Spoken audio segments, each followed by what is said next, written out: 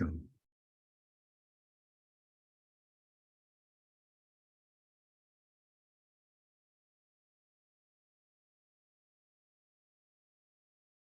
أعوذ بالله من الشيطان الرجيم. بسم الله الرحمن الرحيم. الحمد لله رب العالمين، والصلاة والسلام على أشرف الأنبياء والمرسلين وعلى آله وصحبه أجمعين.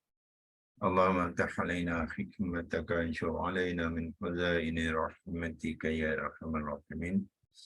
يا فتاح يا عليم افتح قلوبنا فتوح العارفين، ورزقنا فهم النبيين وإلهام الملائكة المقربين.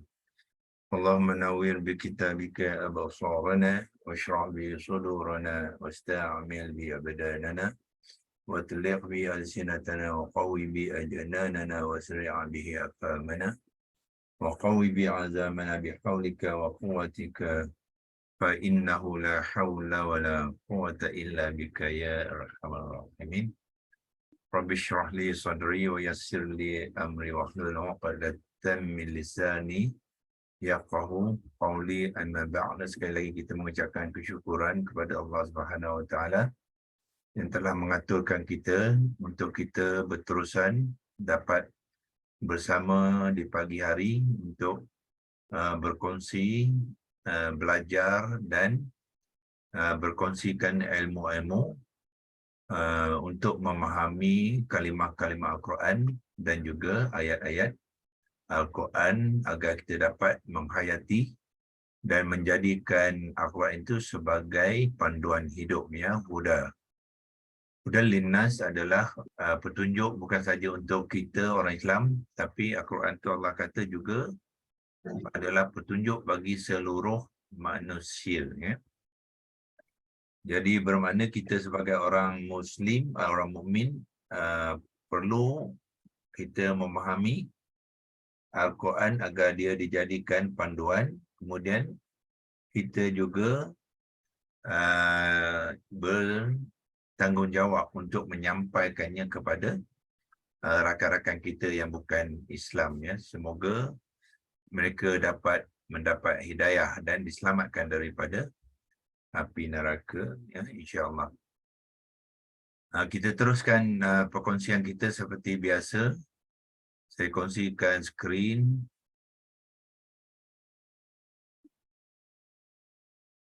Okey, dan kita masih lagi di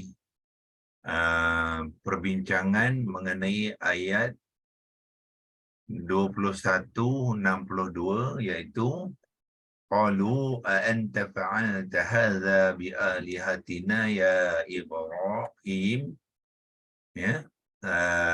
Di mana kaum-kaum Nabi Ibrahim, ya, mendapati bahala-bahala mereka telah dirosakkan. Jadi mereka bertanya Nabi Ibrahim, adakah engkau yang melakukan perbuatan ini kepada Tuhan-Tuhan kami ya Ibrahim, ya.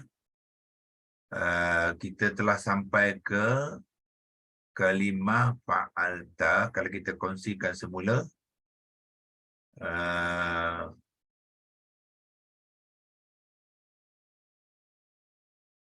apa yang telah kita pelajari sebelum ini, iaitu semalam kita berkongsikan fa'alta tu kita telah membuat pembentukan kalimah, ya, pembentukan kalimah. Sebelum tu kita juga ada membuat, cuba kita dapatkan tak ada sini, ya. Okey. Kita membuat penerangan kepada fa'alta tu yang terdiri daripada dua komponen, fa'ala dengan ta. Kemudian kita bantunya dengan membuat pembentukan kalimah yang bermula dengan fa'ain lam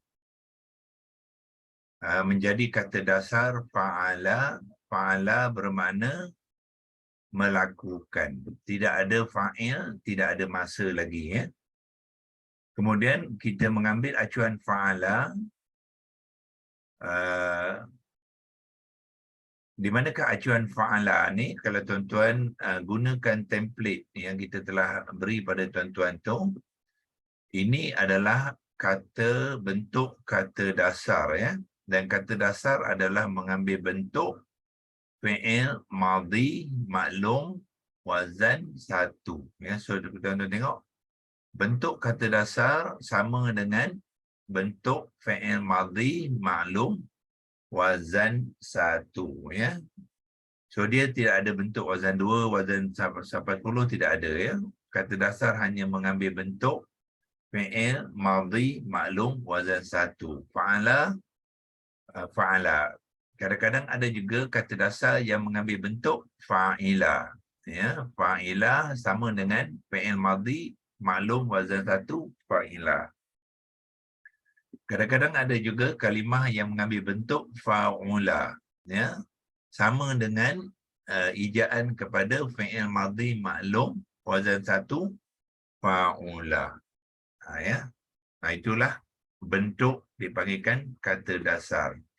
Jadi untuk membentuk fi'il madhi maklum wazan satu tentulah menggunakan kalimah fa'ala ya. Dalam konteks ayat tadi, so dia menggunakan kalimah acuan fa'ala. Jadi fa'ala menggunakan acuan fa'ala sudah tentulah dia menjadi kalimah yang sama iaitu fa'ala. So fa'ala adalah memberi makna dia lelaki sebab imbuhan ataupun tanda fa'ilnya tidak dinyatakan dalam kalimah fa'ala. So bila fa'ilnya tidak dinyatakan, fa'il itu iaitu pelaku adalah merujuk kepada dia seorang lelaki. Ya, itulah clue dia ataupun formula dia. Apabila fa'il itu tidak dinyatakan di dalam kalimah kata kerja itu, jadi dia membawa erti pelakunya adalah dia seorang lelaki, bukannya fa'il yang lain. Ya, fa'il ada berapa? Ada 14. Ya, bentuk fa'il yang digunakan dalam fi'il madhi ada 14. Jadi yang ini khusus kepada dia seorang lelaki. Ya. Di mana fa'ilnya tidak dinyatakan di dalam kalimah. Kita panggilkan fa'il yang tersembunyi ya. Arab dia mustatir. Mustatir itu maknanya tersembunyi, tidak dinyatakan. Jadi makna kepada fa'ala, fa'ala adalah kata terbitan. Kata terbitan dalam bentuk fi'il madhi maklum wazan satu ya. Mana kita tahu dia fi'il madhi maklum wazan satu, kita tengok sinilah. Inilah fa'ala. Jadi bentuknya adalah dia adalah fi'il madhi. Yang ini fi'il madhi. Fi'il madhi ada maklum dengan majhul. Dia bukannya majhul tetapi dia maklum. Ya. Dan wazan berapa? Wazan satu. Itulah cara nak mengenal. Apabila kita mengenal bentuk kalimah tu, kita akan dapat mengetahui jenis dia ya. Jenis dia terdiri daripada kumpulan kalimah. Lepas tu dia boleh jadi maklum ataupun majhul, dan pada masa sama dia juga terikat dengan wazan ya. Wazan adalah bentuk kalimah ya. So itulah cara nak mengenal kalimah-kalimah di dalam Al-Quran ya. Okey, so kita balik semula kepada leksi logos untuk kita menyambung seterusnya.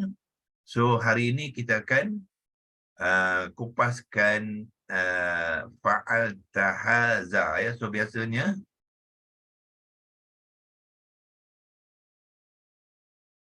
fa'al tahaza ni kita bacakan dia sekali, bermakna yang engkau telah lakukan ini ya, yang telah kau lakukan ini.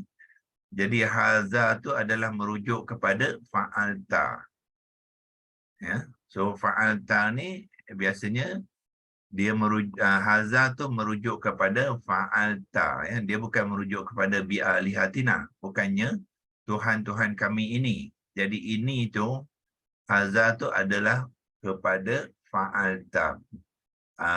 Yang apa yang telah engkau ataupun engkau telah merosakkan ini. Dia menunjukkan kepada perbuatan yang telah dilakukan oleh seseorang tu, iaitu haza. So hari ini kita cuba mengenal apakah dia haza. Kita boleh gunakan penerangan di korpus ni, ataupun kita juga boleh gunakan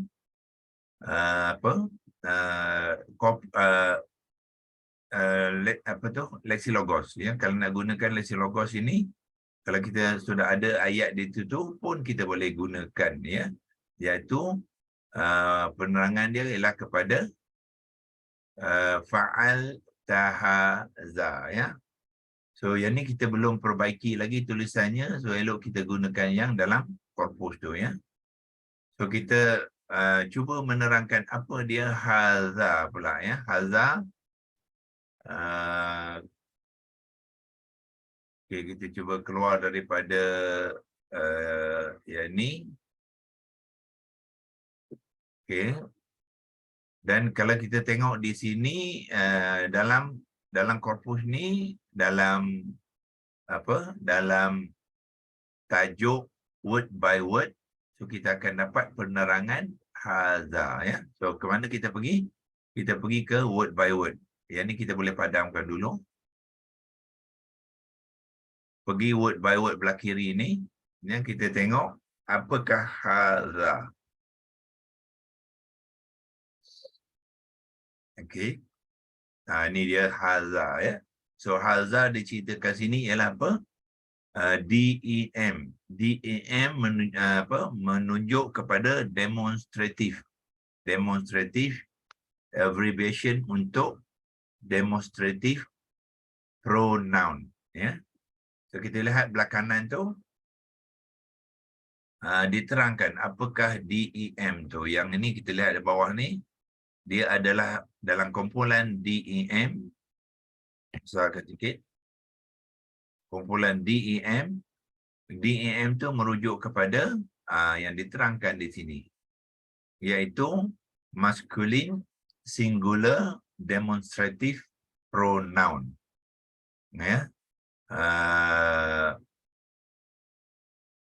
Masculine muzakkar, muzakkar mufrad. Demonstrative pronoun ialah bahasa Arab dia isim isyarat, ataupun kata nama petunjuk. Itulah haza, So haza quite straightforward, Arabnya dipanggilkan isim isyarah, Isim isyarah. Cuma kita nak tambah sikit lagi. Isim isyarah ni dia ada dua kumpulan. Satu dipanggilkan lil ba'id ataupun lil qarib. Apa beza dia? Lil ba'id tu daripada ba'idun bermakna jauh, qaribun bermakna dekat. So haza ni adalah dalam kumpulan lil qarib, sebab makna dia ialah this, bukannya that. Kalau that tu lil ba'id, zalika. Itu dipanggilkan isim isyarah lil ba'id, Yang ni kita tambah sikit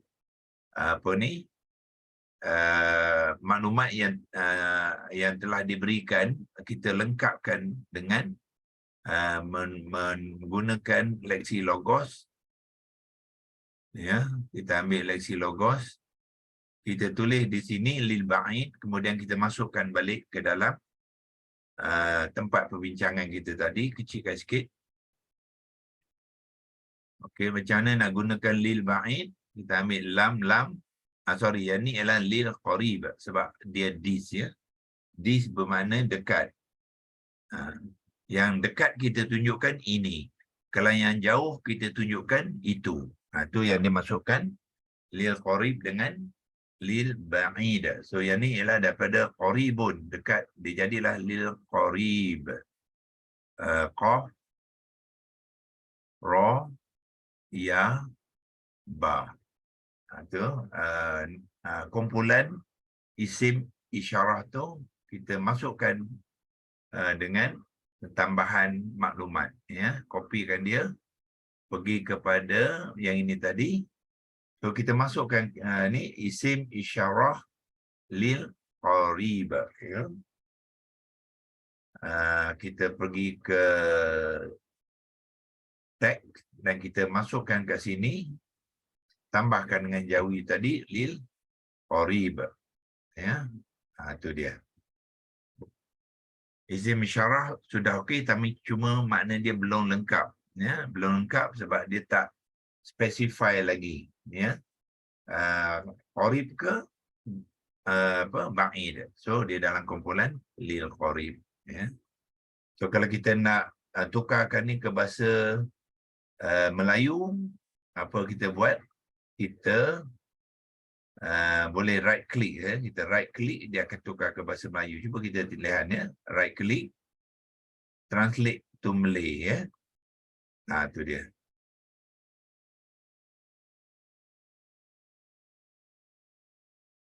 Kata ganti nama tunjuk tunggal maskulin. Itu dia punya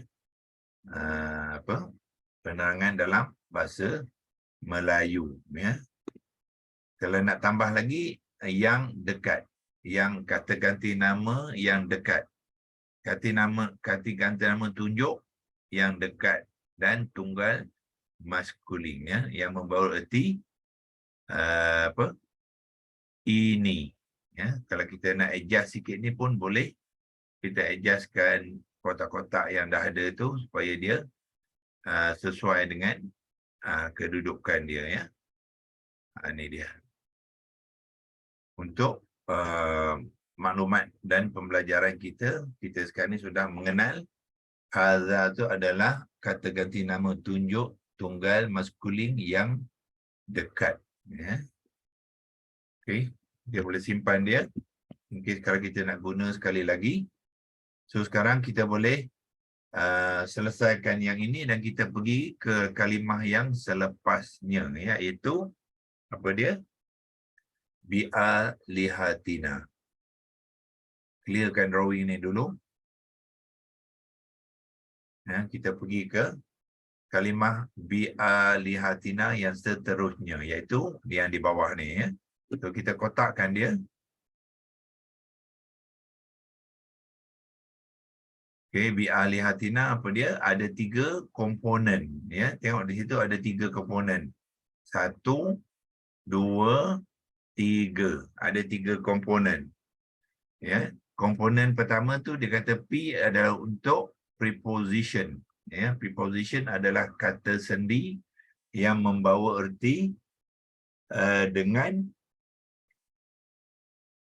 ataupun kepada. Dan komponen yang kedua ialah berwarna biru muda. Itu komponen kata kerja. N stand for noun, ya. Okey, sekarang ni sebenarnya sudah diubah kepada bahasa Melayu, tapi tak semua tu yang ditranslate, diterjemahkan kepada bahasa Melayu. Ada juga yang dia tidak terjemahkan, macam prefix preposition ni masih lagi menggunakan English. Bawah ni maskulin dia guna Melayu, tapi genitive plural noun ni masih lagi dalam bahasa Inggeris, ya. Lepas tu pronoun sini pun dia tak tukarkan untuk kita. Patutnya sudah jadi kata ganti nama orang pertama, ya. Kata ganti nama orang pertama. Cuba kita try sekali lagi, ya. Boleh tak? Okay, right click, translate to Melayu. Memang tak boleh, ya. So memang dia telah, sebab sebelah ni dia sudah terjemahkan, ya, kepada Tuhan-Tuhan kami. Okey. So bila ada preposition be, jadi kalimah yang kedua kata nama tu mestilah mengambil i'rab yang majrur, ya. Di mana kita lihat majrur di sini, jar wa majrur, ya. Jar wa majrur di sini kita ada maklumat yang mengatakan be dengan alihati ni adalah dipanggilkan jar wa majrur. Majrur bahasa Inggeris dia apa? Genitive. Ni dia. ya, genitif itu adalah majrur. Jadi dan last sekali ialah na. Na ni apa dia? Na di sini first plural possessive noun, ya. Dia adalah mudhafun ilaih. So bermakna alihati dengan na ni ya adalah idhafah. Ya, kalau kita nak buat kotak baru, kita boleh tandakannya ambil kotak warna hijau, ya. So benar di kotak hijau ni daripada alihati itu sebenarnya adalah idhafah, ya, itu tak termasuk B. B itu sebab idhafah apa dia? Dua kalimah kata nama yang berturutan. So kalimah yang pertama ialah alihati dan digabungkan dengan isim dhamir na, maknanya Tuhan kami. So Tuhan kami adalah idhafah, ya. So yang inilah yang dimasukkan dengan bil idhafah di sini itu. Ya, so kalau kita nak arrowkan pun boleh, ya. Kita ambilkan arrowkan yang menunjukkan yang dimasukkan dengan idhafah tu ialah yang inilah kotak ni. Yang ada kotak alihatina itulah yang dipanggilkan idhafah. Okey. So apabila idhafah, so apa berlaku kepada na? Na akan menjadi mengambil i'rab yang majrur juga, ya. Yang mana ditandakan sini ialah dalam Arab, penerangan Arab ni, kalau tuan-tuan nak membiasakan diri dengan memahami penerangan dalam Arab tu ialah kita ambil arrow dan kita ambil warna biru, ya. So na ni, okey, mungkin saya kena gunakan sini. Na ni, ya, i'rabnya diterangkan di mana dia ni, ya, diterangkan dengan jar ni, ya, fi mahallin jarrin, ya, fi mahallin jarrin. Jarrun maknanya genitif. Jadi alihati adalah majrur, na pun majrur juga, ya. Kenapa dia majrur? Sebab dia adalah mudhafun ilaih, ya. So kalau kita nak tambah lagi maklumat na ni, kita boleh pergi ke leksi logos dan kita typekan dia mudhafun ilaih, ya. Kita gunakan sini dan kita typekan nama mudhafun ilaih. Mim, dot, alif, fa, lepas tu hamzah qata', lam, ya dan ha. Itulah dipanggilkan mudhafun ilaih. So kalau nak bracket pun boleh. Ya, kita tahu bracket, lepas tu kita kopikan ke tempat tu. Jadi kita copy dia, pergi balik kat korpus tadi, kita nak letak labelkan dia kat sini, menunjukkan na ni adalah mudhafu ilaih yang majrur, ya. Okey, so kita gunakan text features, letakkan dia di bawah ni. Tu dia, ya. Jadi dapat maklumat kita tentang na ni adalah mudhafu ilaih yang majrur juga, ya. Dan itulah cara macam mana kita menggunakan maklumat yang ada, ya, yang dikongsikan oleh arabiccorpus.com ni, ya. So yang menerangkan setiap kalimah tu ada maklumat-maklumat yang kita boleh guna pakai, ya, untuk mengenal mengenal kalimah tu. Okey. Makna dia di mana? Di sisi kiri lah, ya. Kepada Tuhan kami, tapi sebenarnya ini adalah konstruk ayat Arabik, ya, ayat Arabik. Sepatutnya B itu tidak perlu, ya, dalam bahasa Melayu B itu tidak perlu. Sebab makna B, siapakah yang merosakkan Tuhan kami, ya? Siapakah yang merosakkan Tuhan kami? Jadi kepada tu tak perlu. Itu dalam bahasa Melayu. Jadi dalam Arab, B ni dipanggilkan apa? B ziyadah, ya. Ziyadah makna Z tambahan, B tambahan. Jadi sebenarnya tak perlu, dalam bahasa Melayu tak perlu. Dalam Arab dia guna. Jadi bermakna B di sini kalau kita tidak memberikan makna pun tak mengapa. Ya, jadi siapakah yang telah melakukan merosakkan Tuhan-Tuhan kami terus kepada Tuhan kami, ya, dan kepada ni sebenarnya tidak perlu, ya, dalam menterjemahkan. Itulah kita kena fahami. Banyak dia ayat Quran apabila objek tu dia menggunakan B. So B ni tidak perlu diterjemahkan, ya, sebab dia adalah ziyadatun saja. Dia hanyalah tambahan saja, ya.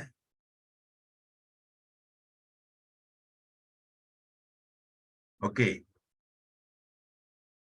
Okey, itu maklumat untuk haza tadi dan juga bi'alihatina. Sekarang ni kita cuba fahami bi'alihatina ni macam manakah pembangunan kalimah. So kita buat pembangunan kalau kita cukup masa. Kalau tak cukup masa, kita boleh sambung minggu hadapan, ya. Supaya tuan-tuan kenal bagaimanakah kalimah bi'alihatina ni terbentuk, ya, dengan menggunakan kaedah dipanggilkan pembentukan kalimah. Sebab dia terbabit kepada dua pertalian situ. Satu, jar wa majrur, dan yang kedua ialah idhafah. Ya, ini dipanggilkan pertalian jar wa majrur dan idhafah yang bertindih, ya, yang bertindih.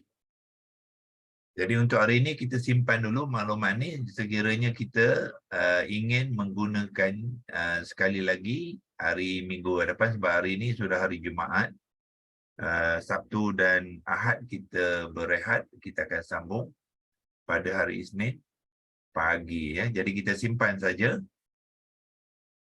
dengan menggunakan print screen, ya. So bila print screen, bermakna maklumat-maklumat di sini telah disimpankan. Cuma maklumat dia tak tersusun, ya, sebab dia bercampuran, ya. Bercampuran. Jadi kita kalau nak susun, kita kena buat dekat Lexi Logos tu, kita susun maklumat tu elok-elok supaya dia lebih kemas, ya, insya-Allah. Okey, cuba kita lihat apa yang kita dah simpan tadi. Kita pergi kepada screenshot. Ya, sekarang ni saya membawa tuan-tuan kepada screenshot. Okey, kena clear drawing dulu. Keluar dan pergi ke screenshot. Ya. So ini tuan cari dekat file explorer ni, ada folder yang dipanggilkan screenshot, ya. Kalau saya nak bantu dengan kotak merah yang ni, ya. Ni. Kat sinilah kita nak cari apa saja yang kita telah buat print screen tu dan simpan di dalam folder screenshot, ya. So kita buka screenshot punya folder tu. Double klik. Dia dah simpan semua screenshot yang kita buat di dalam komputer ni. So yang terbaru tadi ialah yang ni lah, yang last sekali tadi, ya. Kita tengok sini, lepas tu kita boleh tukarkan nama dia, ya. Yang kita mengupaskan last sekali tadi ialah apa? Ni dia, ya, iaitu kalimah bi'alihatina, ya. So apa kita boleh buat? Kita boleh bersihkan dia sikit, ya. Boleh bersihkan dia sikit sebab sekarang ni banyak bercampur-campur dengan gambar-gambar lain. So kita boleh bersihkan dia sikit, ya. So macam mana nak bersihkan tu? Kita pergi ke atas ni, di sini, ya, bahagian edit ni. Klikkan dia dan dia boleh cropkan, buat cropping. Tu dia. Tengok di sini banyak maklumat-maklumat yang kita tak perlu. Di sini ada kotak hitam, ya, dan sebagainya. So kita bersihkan dia, ya. tarik kat corner ni, tarik kat bawah. Ya, kita bersihkan dia. Lepas tu di sini pun sama, belah bawah ni kita bersihkan, kita simpan yang perlu saja. Ya, yang perlu saja. Yang ni ya Ibrahim belum lagi, tak perlu. Tapi tak apalah, seperti dia tu kita dia tak mengganggu, ya. Tu kita ambil itu dan kita savekan dia, save dia sebelah kanan ni, ya. Save a copy, savekan dia. Create new image. Dia suruh create new image. Jadi kita bagikan nombor file yang baru, ya. Kita balik ke screenshot tadi. Ini kita boleh tukar paparan kepada paparan desktop. Okey, kita masukkan nama kepada file screenshot tadi. Kita namakan dia tadi, kita membincangkan kalimah apa? Bi'alihatina. So kita tulis dalam Rumi di sini. Bi'alihatina. Okay. Dia adalah dalam ayat 21, 62. Okay. Kalau nak letakkan date hari ini pun boleh. 24 hari bulan Mac 2023. Itu cara kita nak menyimpan tadi. Supaya lain kali bila kita kita dapat menggunakannya sebagai rujukan. Kemudian save lah. Okay. So sekarang ni kita sudah simpan dia, ya. Tapi lebih bersih daripada yang original. Yang original dia banyak gambar-gambar tepi tu. Ini dia lebih bersih untuk kita guna pakai untuk perbincangan seterusnya, ya, insyaAllah. Okey, cukup untuk hari ini. Sudah 7.48 sebab selepas ni kita ada kelas muslimat tu, kelas tadarus berserta dengan mengenal kalimah dan memahami ayat-ayat, ya. Jadi kita akan memulakan kelas tu pukul 8. Jadi kita boleh keluar daripada kelas ini insya-Allah, ya. Dan kita akan sambung lagi di hari Isnin pagi, ya, insya-Allah. Okey, wabillahi taufiq wal hidayah. Wassalamualaikum warahmatullahi wabarakatuh. Waalaikumsalam. Waalaikumsalam. Terima kasih, Doktor.